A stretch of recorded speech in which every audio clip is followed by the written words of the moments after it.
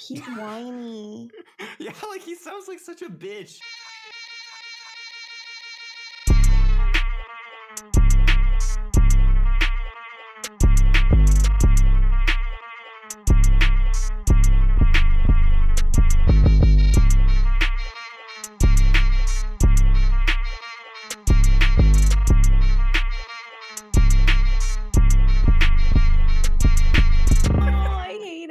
Hello, welcome. We are back.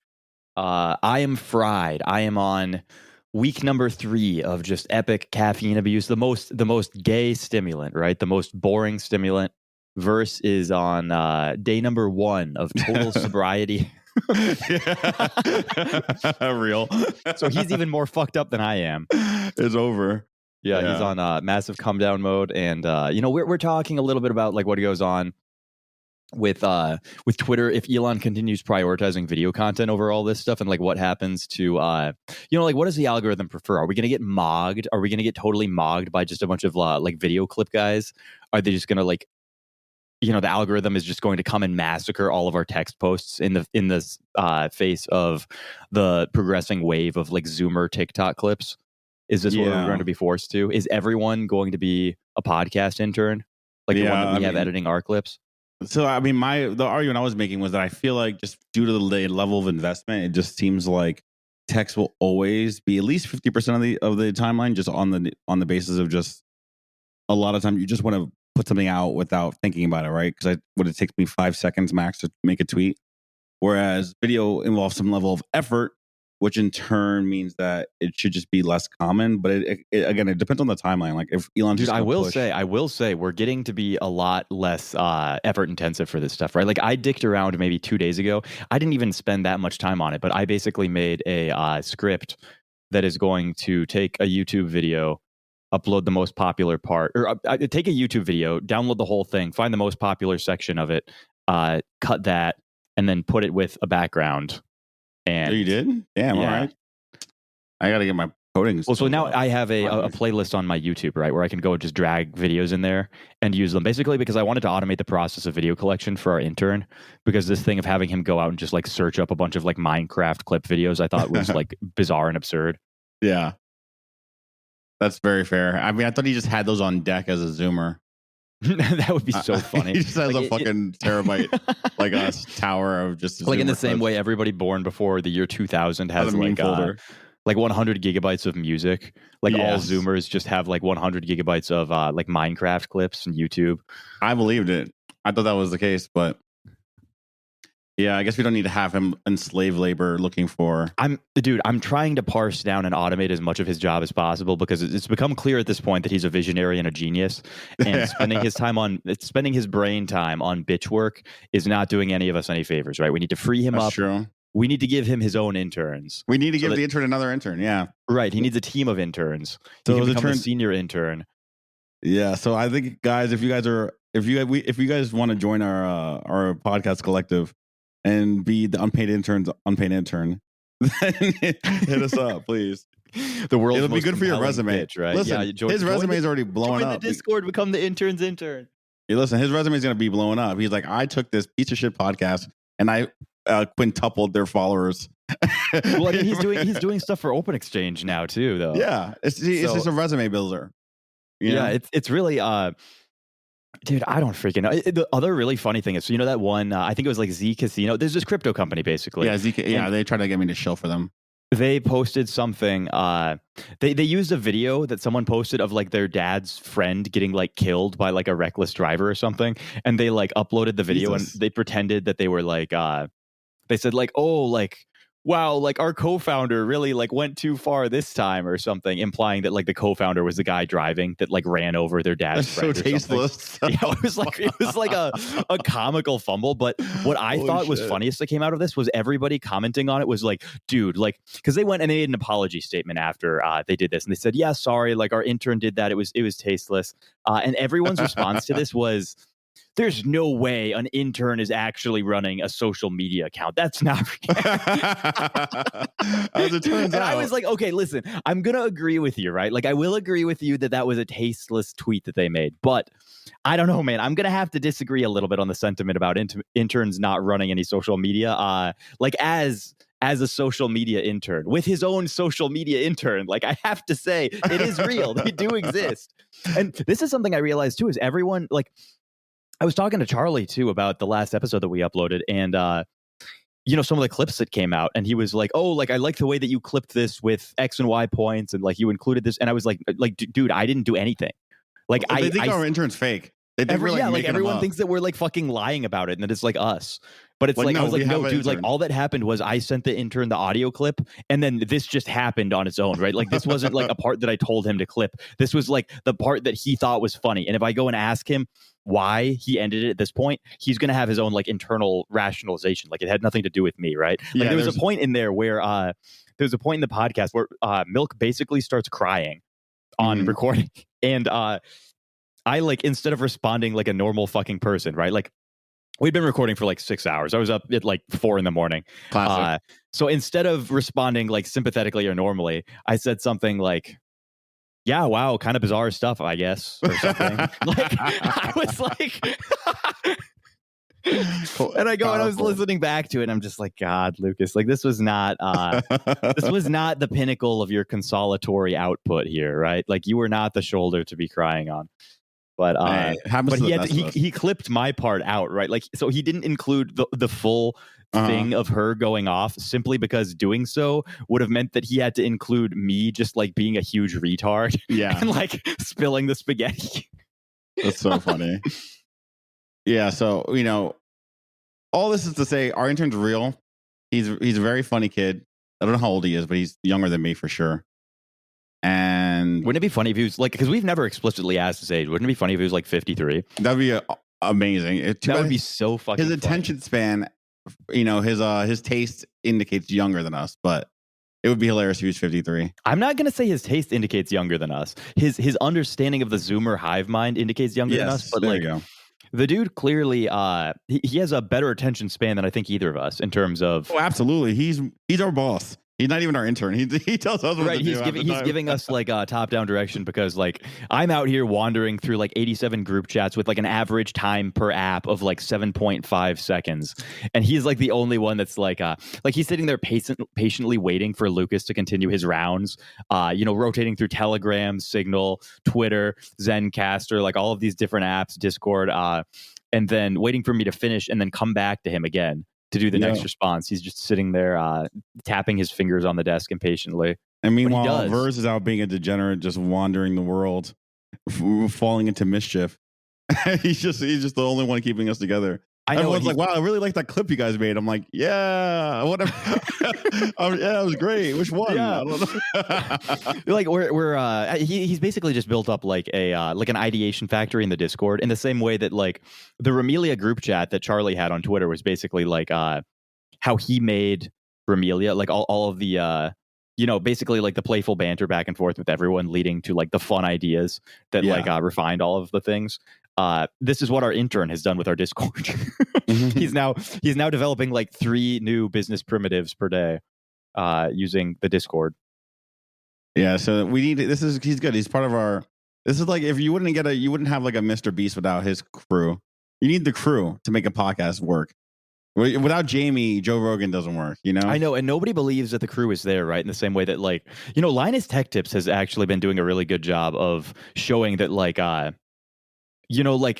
we are Linus Tech Tips, the YouTube channel, but like there's like a 50 to like 100 person team behind me, right? Like there's like 3 people that you see on the camera, but like every now and then he does like a fourth wall break and like turns it around and involves the crew, and then you get the sense of like, oh, like this isn't like, yeah, like this isn't just like one dude and his camera. This is like an enormous like actual company. You can't scale anything, especially like this stuff on YouTube and like podcasts and stuff, without getting a crew. Like, I mean, like, you could like, do some stuff, but eventually you need more help, because in order power to scale, scaling always comes down to hiring a team of people to follow you around and videotape your life, right? Like, we're the talent. We're the talent, okay? We're here to be entertaining, all right? We got to leave the logistics up to the other people, to because people we don't better know than how to do it. ourselves. Yeah. Because we have no fucking idea. We're how to do doing it ourselves. Clearly, because and we tried doing it ourselves and then nothing happened. And then we gave it to an intern, and suddenly our account is quadrupling in size over the course. Yeah, now of people 3 actually weeks. watch it. When I was putting hours into work to get all this shit to happen, no one gave a fuck. We get the intern, and now people are like, "Oh, I like your podcast. I was listening to it the other day." Girls have been telling me this, bro. You don't understand. It's so how weird it is in person. You hear in Austin, and a girl's like, "I listened to the podcast you talked to me about." I'm like, well, "I'm sorry, excuse me." Like you're like insane. you're like a normal girl, like an actual female. All right, well, hey, An actual female. You're an actual They're female. pretending. That would be like so you're funny. not an online female, and like a real person in real life. I was like, wow, all right. That goes to show you. I've been debating also. Like I had another. The female shoddy intern, the temp. Oh intern, yeah, the temp intern. She was telling me that I should probably just take a recorder around, and I should anytime I go into a rant when I'm talking to someone, I should just record that shit too. Because I do this, like I podcast at people all the time, man. They don't necessarily approve, but they don't have to. I don't need consent. I'm gonna do it anyway. Yeah, we gotta get her back in the mix. Give her a job. Dude, it's so bad too. Yeah. We should bring her back, I guess. But it's so bad. Like I'll be going around with someone like in a store, and I'll notice that there's like 2 or 3 people. God, this was so fucking funny. I was at the store and I was going on a rant about apples. Right, I was basically giving a summarized rendition of our Apple episode, like episode number 4, I believe. It was 3 or 4. I was bitching about because the last thing that they had bought was a Red Delicious apple, and I was how dare they? I know. Disgusting. I was like, this is literally the shittiest apple, right? Like this is fucking every other apple has the merit of having been bred by somebody who is, they were selecting either for like fructose to glucose ratio, like total fructose, like sugar content overall, like crispiness, fiber, like any sort of like positive taste based trait. Whereas Red Delicious apples are bred specifically to be red. Their only fucking breeding criteria was we want to make this apple as red as possible. And, unsurprisingly, they suck. They're the worst apple. They taste like shit, dude. They're always like mushy on the inside too. Oh, they're so mushy. They're like grainy even, dude. Yeah. Like you bite, there's like sand in them or some shit. It's so fucking bad. So I was telling them about that. I was going into a rant a little bit about the University of Minnesota and its apple breeding program and how they were the ones that made the Honeycrisp apples, and talking a little bit about why, because it was like I think it was like 8 or 9 years ago the Honeycrisp patent actually expired. It used to be that you had to buy licensed Honeycrisp trees from the University of Minnesota, right? And I just realized it's apple season, right? And this is why all of it was happening, was because I was looking around and I was like, are the Sweet Tangos going to be in stock? But the Sweet Tangos. I haven't had them yet. I'm actually excited. I'm gonna get the Sweet Tangos. Dude, they're going to be so good. But for those of you who don't know, this is referencing like year-old content. This is for like our power fans, right? Wait, stop for a second. We can actually say that. It's been a full year. This is episode 53.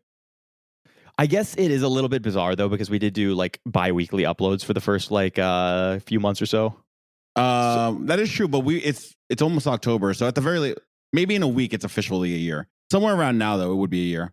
That's cool. We're doing the anniversary podcast edition, and we're coming back around to the apples, right? Because and this is so funny too, because I was looking in the mirror and I was like, God damn, I look so fucking good, man. I'm so fucking lean. And then I realized, this always happens right before apple season, and then it goes away the instant Sweet Tangos get released, right? Yep. The serratus striations, they all go away as I instantly gain 10 pounds off of consuming just $100 per week of Sweet Tango apples. And again, for those of you who don't know, Sweet Tango apples are a breed, again, bred up by the University of Minnesota, apple breeding geniuses of the world, unironically at the forefront of apple production. Forefront of the apple breeding. Yeah. Selective breeding. A Sweet Tango is it is a mix of a Zestar and a Honeycrisp. And why this is important, basically, is because Honeycrisps suck now, because after that patent expired, anybody can make their own Honeycrisp, right? So it doesn't have to, it's no longer the direct genetic descendant of what the University of Minnesota created, right? Anything can be It's been bastardized. It's a homunculus. Yeah, it's been fucked up. It's a fucking homunculus. It's been race mixed. Yep, it's been miscegenated. It's fucking over, bro. So, we had to find a new greatest breed of apple. And my money is all in Honeycrisp or in Sweet Tangos. Yeah, Sweet Tangos. Yeah, they're about to take off. You're getting on the ground floor here. I need to find an affiliate link, man. I need to get a Sweet Tango affiliate link from the University of Minnesota. We actually should be able to get Apple affiliate. We shill apples enough. We deserve a fucking Apple affiliate link. It is really silly that we haven't put like more effort into, because like we shill so many silly products, right? And I'm we have to be able to email them. We gotta make a list of the shit we shill. It's like water filters, Apple, fucking like random shit, and then see if, like they're such niche products. They have to be willing to let us market for them. We should just make like an Amazon store where we get like a 1% like affiliate kickback for like, if people want to buy things and use the things that we use, they can just do it there or some shit. Imagine being like a University of Minnesota professor and getting like a request for sponsorship by like us. I would be so pissed off, dude. I would just be like, this is, this is what my life has come to. Yeah, like, these fucking retards. 2,000 follower podcasters asking me for a sponsorship for like a referral link for like apples. Like, God, this sucks. Was tenure really worth it? For this? Yeah, like I spent 12 years in school for this. 12 years in graduate school for this, man. 12 hard years of fucking being a botanist. I was sitting there. I was like, one day when I finally get my PhD, then I'll be respected. Then the world will respect me. What does respect look like? 2,000 follower podcasters DMing me over Twitter, right? Bro, wouldn't it be hilarious if we found the professor and got him on the podcast? God, dude, imagine how funny it would be if we sicked our audience on him. We got the intern to come up with some sort of he did like an admin Discord role giveaway, and he said the person who gets this professor to go private gets a special role in the Discord server. Oh, that'd be so sick. Now I want the interview. I want the fucking Sweet Tango creator interview. Dude, we should actually just start reaching out to random professors who are tangentially related to the to our weird interests. Yeah, whatever sort of Sweet Tango podcast creator. Subject matter we go off of, because I have a lot now too. I've been. So are you aware of how you know about orthodontics basically being bad in the sense that most orthodontics are restrictive by nature? Uh-huh. They are so changes if you have shape. Yeah, changes your jaw shape and makes your what is it, mandible smaller? Yeah. The idea with orthodontics basically is that it's usually to pull things and restrict them from growing, as opposed to grow the opposite thing, right? So an example would be let's say you have an overbite, right? Your top teeth are above your lower jaw. So the way that orthodontics traditionally solve this is by attaching something to your upper jaw that pulls it back, so that while you're going through adolescence and your lower jaw is growing out, your upper jaw is held in place. So eventually they both meet each other.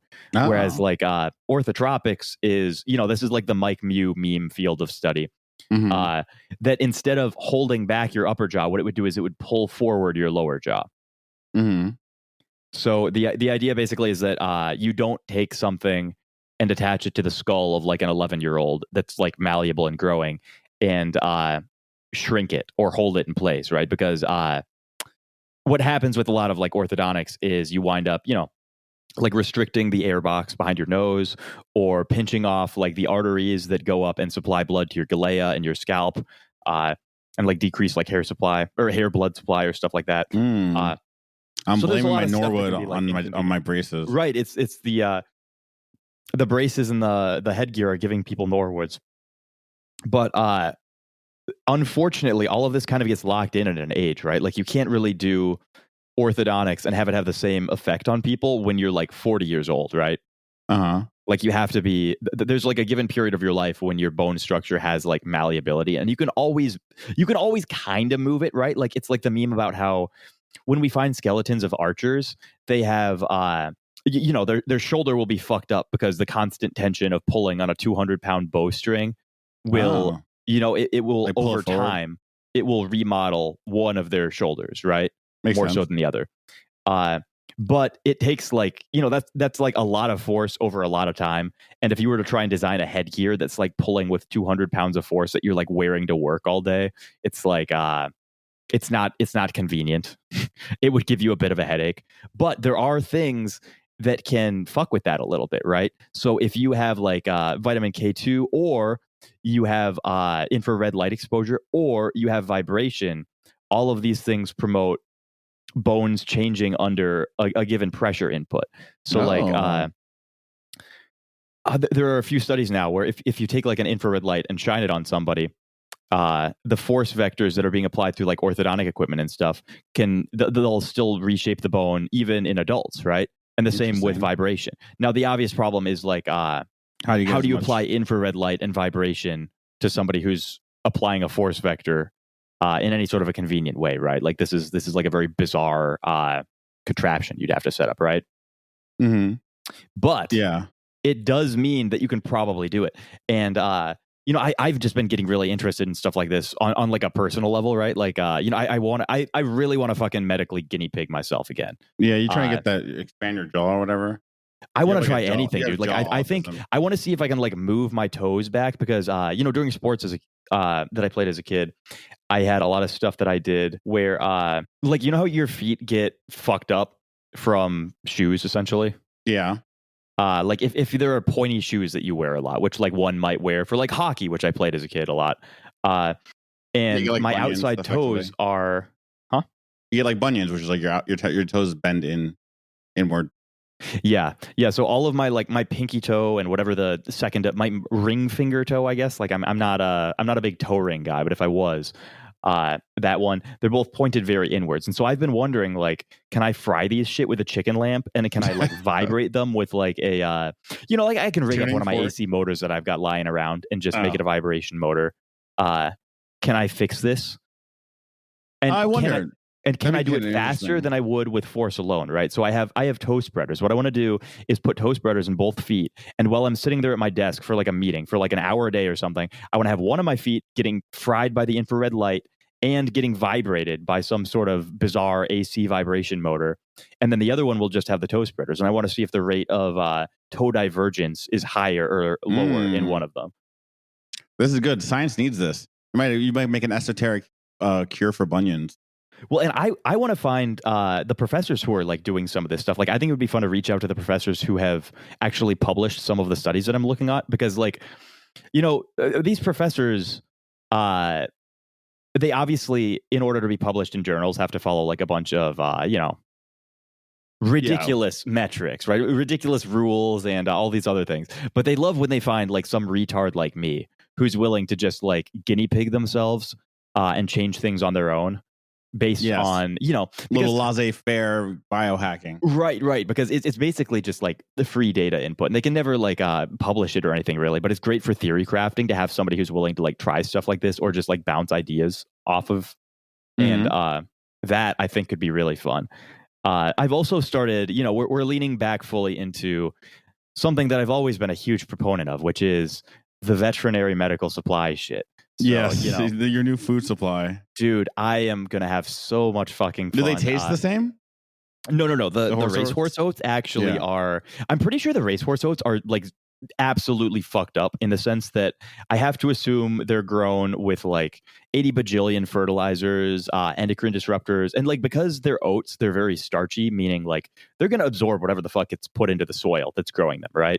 So like I think they're probably, in terms of like glyphosate content, pesticides, if I had to guess, they're probably the least healthy thing that any human being could ever consume. Then why are you so drawn to the horse oats? Oh, well, the horse oats aren't really what I was referring to in terms of the veterinary I'm still stuff. Curious, I am still eating the horse oats just because it's like I had them, for like horses and shit. And now it's like, well, I think it's just funny. Like I kind of want to see what happens if I do it for a little while and see if I'm like noticeably like do I lose my ability to like get an erection? Does my testosterone level instantly go to like 0? Do I go blind? Like, is anything bad like that going to happen? Or maybe you get a horse cock, and maybe that's the secret to it the whole time. Funny. It's like, I grew, and you're like, you find out we finally, after all these years, found a way to grow a penis, and it's just eating horse food. It's eating horse oats, yeah. But I also was just 25% oats, I guess. I haven't had them in a while. What? But oats? No, what I was thinking of is I ordered a bunch of vitamin B complex injections that are meant for animals, basically. And I'm going to start giving myself B12 shots, but again, meant for like sheep or something. Oh, I can't imagine it's different. for vitamins, no? There's probably like no, but I think it has to go through the same FDA approval actually. And it's subject to a lot of the same regulation. Most of the veterinary medical stuff, right? Like it's still sold as a pharmaceutical mostly, right? Now there are places, of course, where you can find it that you don't have to ship it to any sort of vet that you might be able to find if you go and poke around online. There's a bunch of other fun stuff like Botox too, right? That under the counter, little over the counter Botox action, dude. So Botox has a lot of uses outside of what people might be familiar with, and it's use for like, you know, can I have a younger looking face, right? So I mean, it's botulism, right? So it's there's like types like A, B, C, D, E, like lots of different types of Botox, and they have lots of different, you know, there's a lot of weird, complicated stuff going on in terms of Botox classification that I'm totally unfamiliar with, and I'm mostly going to disregard in favor of just like injecting dubious qualities of it experimentally into parts of my body. Lukas gets botulism arc. It's gonna be a fun one. Well, it's not going to be like Lukas gets anything. It's going to be like Lukas dies. Like Lukas kills himself by injecting the dose per dose most deadly poison of all time into himself because he thinks it would be a funny meme, right? But no. So an example, I guess, is like, you know, you inject Botox into a woman's face or a man's face, I guess, if they're one of those guys.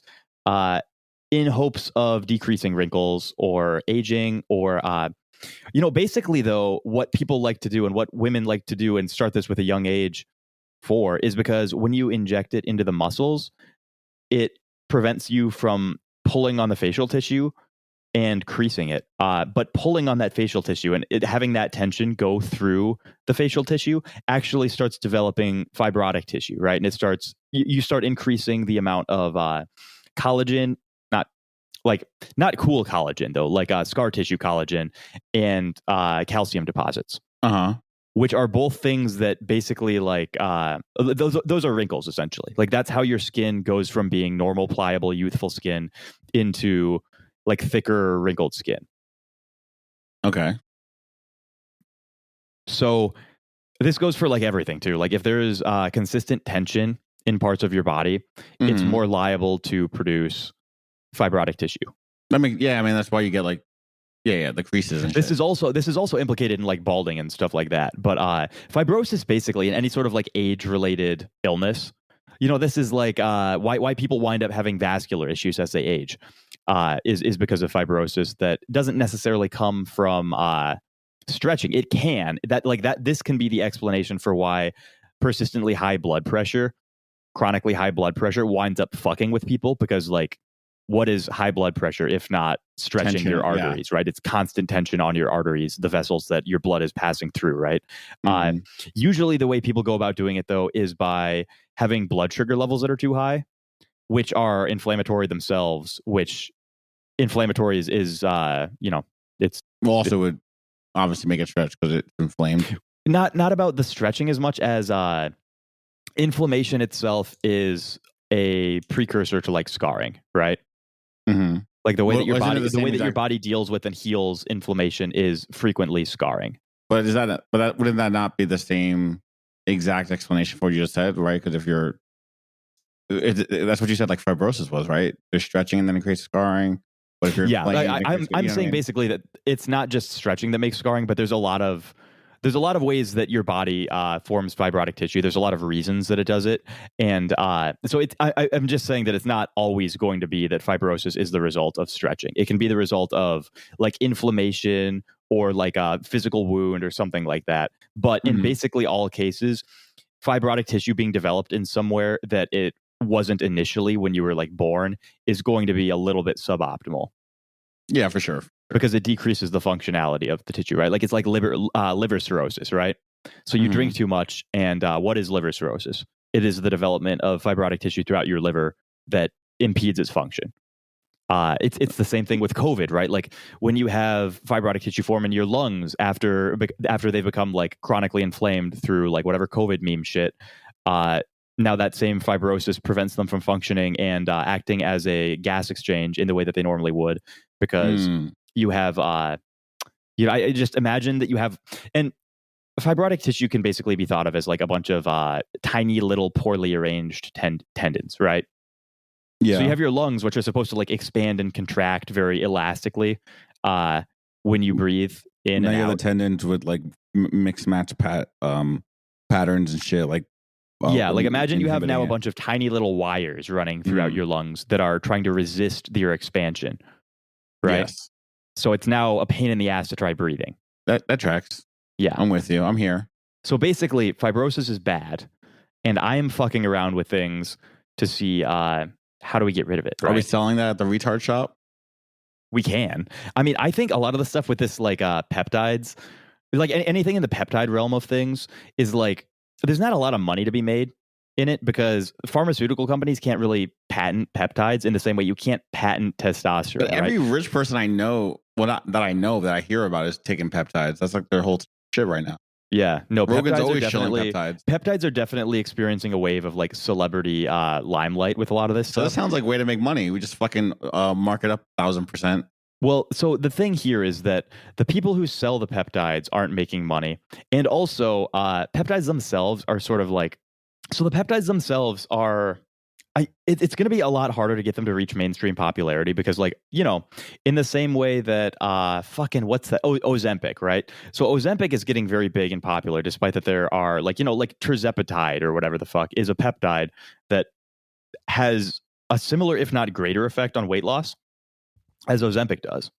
However, you can't patent tirzepatide because it's a peptide, which is formed by the body. So like biological molecules, biologically occurring molecules can't be patented because like you didn't invent it, right? Like you didn't invent testosterone. You can't patent testosterone. You can modify the testosterone molecule and try and patent it. And I think you might be able to have some luck there, but it's still not like this isn't something you want to be trying to do. But anyway, so them not being patentable means that basically like the pharmaceutical complex cannot make money out of it. Like if a big pharma cannot make fucking money out of peptides because they don't sell them, they're not going to promote them as treatments to surgeries or treatments to illnesses or ailments like that. This leads to my previous question, like, why is there not a market then, right? Because they obviously can't do it because they can't patent it, right? So they can't like do crazy markups and whatever. But if you're not big pharma and you're doing something like, this is not homeopathic, but this is like on the in-between layer, why can you not just like, oh, I have this new blah, blah, blah way to prevent XYZ? Well, so the market basically only exists for wealthy eccentrics. Yes. Or weird internet autists, right? Yeah. I'm with you. Because like think about the type of person you have to be willing to inject yourself with a treatment that is not FDA approved and will not be prescribed by any doctor ever, right? Yes. Okay. So yes, wealthy eccentrics and... So yeah, right. So it's simply never going to be mainstream popular. The only way in which it gets mainstream popular is if there becomes some sort of like an in-house doctor service where some company basically sets up like a medical co-op and they go around and they find a bunch of celebrities who buy into this and they become like their personal doctors willing to inject them with unknown experimental chemicals. And then enough of these wealthy clients come out and say, oh yeah, this shit rocks. You should all be doing this, right? Yeah. Which like they would probably be unlikely to do because it's then a thing of you're admitting that your weird medical co-op is injecting you with like experimental non-FDA approved drugs, which is probably not going to be legal. No, right? but I feel like if we get like a good marketing promo, like a good promo, get a little viral market thing going on, you can get the rich people and the eccentrics. They'll buy into that shit. Yeah. Yeah, I mean, the issue is just that, like, so if there are people out there who are the rich eccentrics that want to try this, usually they're not going to go out and, like, be reading the research and, like, buying and sourcing the stuff themselves. They're just going to want some group of people that, like, just, my life is in your hands. I trust you, bro. Just fucking... Just don't kill me. Yeah, stick the IV in and just, like, let her rip, man. Yeah, so I do see why this might...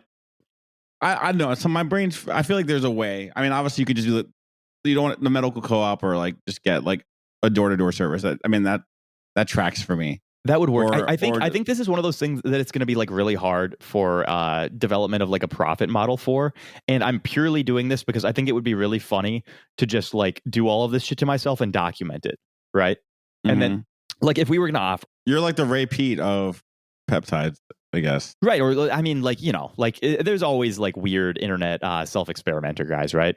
But I think that if we were offering any of this for sale, it wouldn't really be like to try and like make $1 billion because like there isn't that big of a market for it, right? Like in order to make money off of things with such small margins, you have to be moving like huge fucking volumes and like I'm not going to be getting like 20 million people to buy like weird terzepatide peptides or like TV 500 or something. So it would mostly be so that like weird other fellow experimenters can deal with the sourcing on their own. If we find something in like China that we could ship in and break up. Like methylene blue is a good example of this, right? Where you can go and you can buy methylene blue on Amazon if you want, but you have to buy like a 30 pill bottle, right? So what's the deal with methylene blue, by the way? I need the pill. I need the blue pill on our. I have no idea, man. I think it's some sort of like an electron transport thing, but I might be totally fucking wrong. I haven't ever looked at the methylene. People shill it in my replies all the time, and I have no idea what it is. Yeah, or what it does. I mean, it was basically developed as a synthetic dye, and then I guess they found that it actually does something cool. That's the extent of the lore that I know on methylene blue. It's one of those things that I have on order, right? So I was just saying that you can buy like a 30 pill bottle of this shit. I don't want a 30 pill bottle though. Anytime I get something, I want to get enough that I can like fuck around with it forever. Like the dose I think is in the like milligram scale, right? It's like you take like 2 milligrams of methylene blue or some shit like that, or like half a milligram. I'm not a doctor. Nothing that I say is medical advice. Do not take We're just two retards on the internet. Don't do anything based on anything that I'm saying on this podcast. I have no fucking idea. That would be hobbyists. Dude, imagine if it was actually like 2 micrograms and I'm like telling these people to like 1000x overdose like methylene blue or some shit. Oh no. Yeah, we're dumb. We're two dumb people who just try shit because we're stupid. Right. Like when I'm talking very confidently, but I have no fucking idea what I'm saying. So anyway, though, I have purchased about 1 kilogram of methylene blue. Because I want to have enough, obviously I don't want to be dealing with just a 1 month supply. If I'm going to be messing with this, I want to be able to see what happens when I gigadose it. I want to be able to see what happens when I take it for a long time.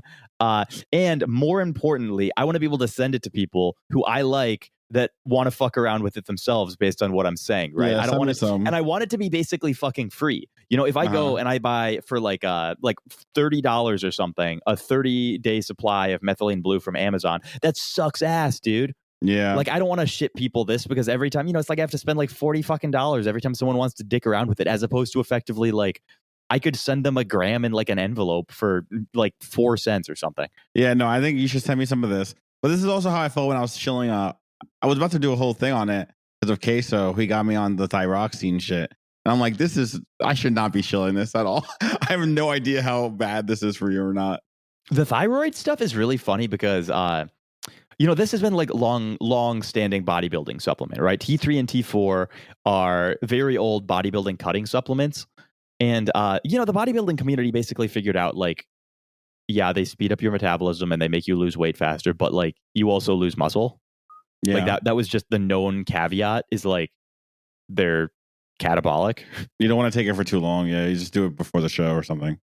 Yeah, like it's like there are very certain situations in which you can like not have all of your muscle cannibalized when you're taking the stuff, but like so I don't know. It's just weird to see all of the Ray Pete people come back and say like I'm taking this like just for the fuck of it, man. Just like I'm and for those of you who don't know, I guess T3 and T4 are thyroid hormones. They are effectively the 2 hormones. There's more, I guess, but the 2 hormones that are most directly responsible for regulating the speed of your metabolism, right? So you can very directly increase how many calories per day you metabolize by taking these. Yes. You increase your cell turnover. You basically just like your body temperature. You feel like you're in a fucking oven all day. Yeah, you're basically just taking the metabolism slider and like manually nudging it up. Yes. And you will lose weight. That is true. I guess you'll lose some muscle too. So if you have muscle that you don't want to lose, then I don't suggest it. Well, I there's lost like 10 not many pounds. people out there who don't I lost have like muscle 10 that pounds in they're like, fine with losing. I mean, I didn't really notice. I mean, I can notice a little bit of muscle gone just because I don't lift as like it messes with my lift, but I haven't been as much regular in the gym anyway. So I don't even know if that was even due to the T4, but it did cut like 10 pounds off me in like a month. So that was pretty lit. That's cool. Yeah. But I had, 10 pounds I really shouldn't have had to begin with. So, dude, is that the peptide I was talking about before, tirzepatide, that shit apparently has like multiple studies replicating this, where they've had participants who have lost like fucking like 15 to 20% of their body weight in like a month. Oh, I need that shit. Tirzepatide? That shit is fucking nuts, dude. How do I as get far that? as I understand it, basically it nulls sugar out of your body in the sense that you eat it and your body doesn't even attempt to digest it. Do you get like does it fuck with your muscle stuff too? Or is it just like your fat stores? I think it basically prevents your body from releasing insulin when you have sugar. It murks the enzymes that I think digest it. It does something, I think, to your bacteria in this. Like I think it's not. I might be totally fucking wrong here. Tirzepatide might actually be patented in some sense because I think it's a combination of multiple peptides that do multiple different things. I think the effect overall, though, is to basically get your body as close to like just not doing anything with sugar as possible. And I'm very much so speaking out of my ass on this one because tirzepatide isn't something that I've researched a lot on my own. Tirzepatide is actually something that I was told about in a call by somebody about 90 minutes ago, and I'm regurgitating a shittier lower version, a shittier lower resolution version of what I was told in that call to you guys. So if anything is inaccurate, blame them, right? Blame this I found out about this 90 minutes ago. So this is probably, I'm just repeating, but at the very least I'll check it out myself because I could, it's cutting season already ended, but I always do things in reverse because I'm stupid. So I'm looking this shit up right now, and it appears to actually be pretty expensive, which is leading me to believe that it is some sort of a proprietary blend as opposed to a standard, like, it's a just one peptide throughout the entire solution. But it does seem to have really fucking good weight loss results. I think it's tirzepatide.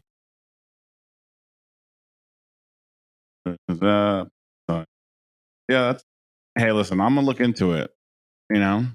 I'm gonna look into it. I think it's also good for once weekly treatment for obesity. That's what it's saying. Not bad, huh? And I think that it I think that it most common side effects include nausea, diabetes. vomiting, diarrhea. Yeah, so I think what happens is if it makes it as hard as possible for your body to even process sugar, but if you eat a fuck ton of sugar, I think it's not great. Oh, that makes sense, yeah.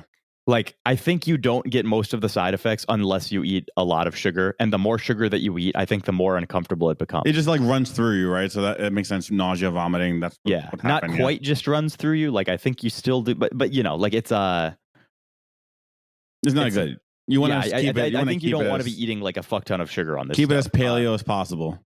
Potentially. Maybe it's even good that it makes you feel like shit because then it incentivizes you, right? Like if every time you have a chocolate bar, you become suicidal and develop horrible acid reflux, start vomiting everywhere. I need that. Well, I don't like chocolate like that, but no, I tried to do the magnesium from chocolate. I just don't like chocolate. It's not my thing. You don't like chocolate? I like chocolate. I really don't care for it. I'm a big chocolate fan. I'll eat it, but like it's not. I've never in my life been like, you know what I really want right now is chocolate. If it's in front of me, I'll eat it. I'll go monofood on like 100% cacao extract sometime, or not cacao extract, cacao. Whatever the 100% like cocoa. The dark 100% dark chocolate. Yeah, I like darker chocolate now in my older age. I like the same semi-sweet like dark chocolate high percentage.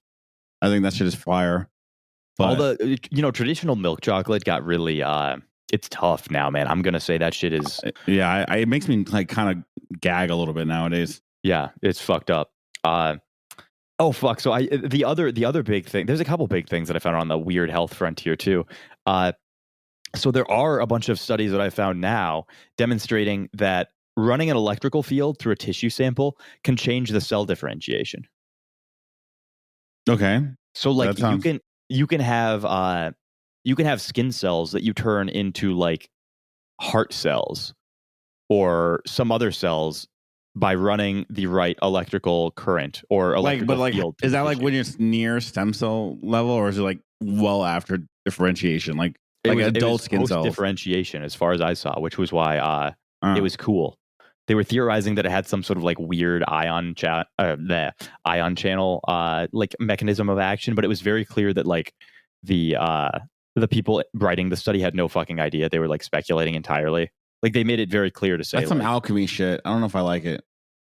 I like that shit, dude. I mean, I like it in that it's cool because it makes alchemy's real, but well, the idea with that is also that this is how you could get rid of fibrosis, right? Like they also found basically that you can go in and like turn off and BTFO fibroblasts. So okay. like, but that's actually all right. So if we use it for being sexy, I like that. That's better. Well, not even for being sexy, just like not dying, right? Like if you can go in and, you know, because accumulation of fibrotic tissue is how like body parts age and die and shit, right? There's a lot of ways that they age and die, right? But like the ways in which they become like unfunctional and inefficient and stuff are usually accumulation of fibrotic tissue. So like, again, going back to the liver cirrhosis example, you have a scarred fibrotic liver because you've chronically overconsumed alcohol or something like that. You can just, you know, just hook it up to your electrodes and just press Control Z. Yeah, fucking turn it off. I like that. See, I mean, I'm hopeful now. While I'm not like particularly transhumanist, I think that's a little bit sus and cringe. Elon might be the antichrist for that, but I am okay with like the longevity stuff. Like if you want to push human life to like 150, I'm down. I'll live to 150. There's very clearly like a political breakdown in terms of like augmentation versus optimization, right? Like the lefty types are very big into like cutting off your arm and replacing it with some sort of like a robot arm or some shit like that. Yeah. And the righty types are very pro like exercising your arm until it's like really fucking jacked. Mm-hmm. Or like maybe finding some chemical way to optimize its function or something like that. Yes. But not like they don't want to get rid of the shit. They want to make it work better. Whereas the lefty ones are typically like more materialist in the sense of you just fucking whack it off. Give me the robot arm. Yeah. I think I'm definitely in the more optimized, but also like when it comes to like the cyborg idea, like, you know, people want to do the Android upload your brain thing versus the like replace some of your cells with robotic cells type of shit, or like you know, whatever, like kind of get like implants and stuff like that.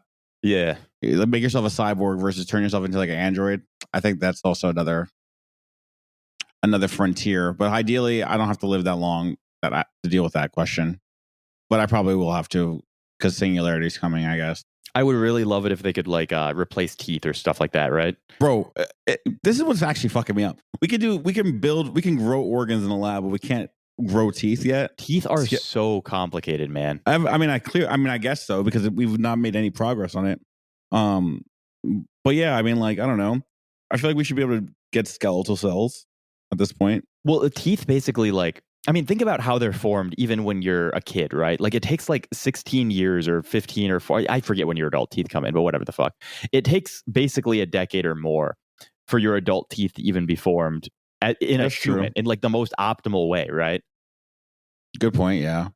So it's probably very complex weaving of cells. Yeah, and you have to like implant like a tooth root or some weird a tooth seed or some shit like that, have it grow. And then like the tooth, like enamel microstructure is really, really, actually the whole tooth is really fascinating. So you have like the pulp of the tooth, which is, you know, the bundle of nerves and blood flow that's actually like, you know, if you get like an infection that gets into the pulp of your tooth, you can get very nasty shit happening. But that's basically like where the blood supply for your tooth comes in, right? Mm-hmm. And then outside of that, you have the dentin, which is it's not as hard as your enamel, but it's fairly hard. But dentin is a series of like miles and miles per tooth of tubules.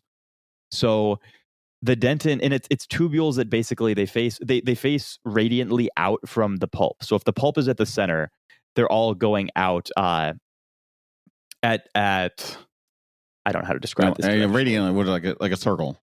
Yeah, basically.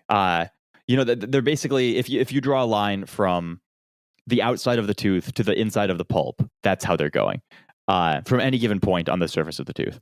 And these things actually, it's totally unknown, like the full capacity of their function. But one thing that we do know is that they somehow adjust the pressure in the tooth. So if you're biting on something, they have an ability to like react or like pressurize basically and reinforce the enamel from behind. And this is why when people have a root canal and they go in and they drill out the inside of the tooth and then they refill it all in, root canal teeth are much more likely to crack, even though the structure of the enamel doesn't change. But because the backing is no longer this reactive dentin that has the ability to basically push back when pressurized, but it is now some sort of a synthetic material that they inject inside of the tooth during the root canal. And it's nowhere near as good at its function. And the enamel of the tooth is also really bizarre in that it appears to have self-healing capabilities across one dimension, right? There's two, if you look at the surface of a tooth, there's two dimensions. But when you press down on it, it appears that the crystals that make up your enamel can reseal with enough pressure. In the vertical? Yeah. Okay. They probably could reseal in the other direction too. Well, Like, sorry, is the sealing happening longitudinal or latitudinal? So you know how if you look at somebody who has like cracked teeth, they're usually going up and down? Yeah, the cracks up and down. Yeah.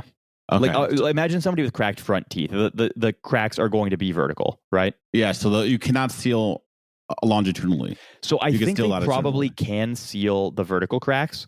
I think it just doesn't happen because you never apply stress or you never apply pressure that way, right? When you're biting down on your teeth, you're sealing the cracks that would be horizontal. That makes sense, yeah. But so it might also be possible that somebody could heal craze lines by going in and wrapping some sort of a metal band around your teeth and then tightening it until you push the tooth back together with that much bite force approaching from the outside or something like that. Get a little grill, a little diamond grill. Yeah. I like that. Maybe grills wouldn't be the best name. No, well, maybe you can get the. But yeah. No, it definitely could look ornamental and blingy. I'm about that. Yeah. Yeah, and then the other thing that I figured out recently actually was so I got a blood glucose intolerance test. Basically they have you eat some shit, some sort of a sugary thing, and then you go in hooked up to an IV, and at 5 different intervals after, they draw blood and they test what your blood sugar is, and it's basically like how quickly does your body dispose of glucose, like how quickly do you deal with it. And I found out that mine is not looking too good, bro. Not too good? Not too good. It's all that sugar you've been eating, bro. Huh? It's all that sugar you're eating. Yeah, I know. I think the Ray Peat solution for this is to just like spam more ice cream, of sugar at it or something like that. Get some ice cream. I think the conventional medicine approach to this is to not. So I'm going to have to play around with both. And the unfortunate thing with most sort of insulin-related metabolic syndromes is that like there's not a great way for you to do home monitoring, right? They have the better test now with the non-finger prick one, or like the automatic finger prick ones. Yeah, but you have to be okay with needles and shit. It sucks though. No, I don't have any of those machines, and maybe I'll get them. But my mom had it for gestational diabetes. So like when she got pregnant. So like that happens to people. So like when you hear people who have like 10-pound babies, it's because they had gestational diabetes. And then it like goes away when they're done being pregnant. Interesting. It's almost always the super heavy babies are because of that. Yeah. No, because I've really been wanting to. I don't know. I've really been wanting to play around with insulin some, just because it's clear that it's one of those things that drives a lot of things, like a lot of processes in the human body. But like, and it's a very common normies know what insulin is. Normies do not know what progesterone is, right? Like it's probably one of the most common hormones ever. And especially in our fast society. Everyone knows about insulin to some degree. Yeah, and it's like a system that can be optimized in a lot of ways that we have a lot of data on, right? Like there's a lot of studies that a lot of different like even like countries, societies, etc. have done relating to insulin and how to use it to like unfuck yourself. And it seems that it's implicated in a lot also. Like, diabetes and stuff like that comes almost always with some sort of vascular disorder because of what I was saying before about how elevated blood sugar causes inflammation, which winds up causing fibrosis in your vascular system, your blood vessels, your heart, etc. Interesting. I need to go to these tests myself. I know we should go and we should use all of the podcast funding to buy like a diabetic blood monitor. That'd be sick. I mean, I kind of do. I mean, I for a second there, I don't have diabetes, but I think for a second there, I had like I went in one time and they said I was pre-diabetic, but then I went away. Pre-diabetic is always. But I don't even know what that means. I mean, I guess it's just your sugar level. But I also ate right before I went in, so I don't know if that even counted. That might have been fake, but you never know. That is the other really funny thing with all of these like extremely acutely dependent hormones. It's like everyone is like, oh, like what's your T levels? But like if you test your T levels at any point during the day, like, you go in and you get like a blood test in the morning, you're going to be like twice as high as if you do it like right before bed, right? Yeah, we were on the 24-hour cycle. Our T levels tank at night. Yeah. My T levels especially. I can tell my T levels right now. About 100 ng over DL, man. My fucking T levels drop. That's when I start talking to these girls, having these emotional conversations in DMs. It's always at like 3 a.m. Really? I mean, it is true though. I wake up in the morning. I'm like, yo, fuck these bitches in the morning. Yeah, I'm like, damn, dude, let's fucking do some work. I'm fucking torqued.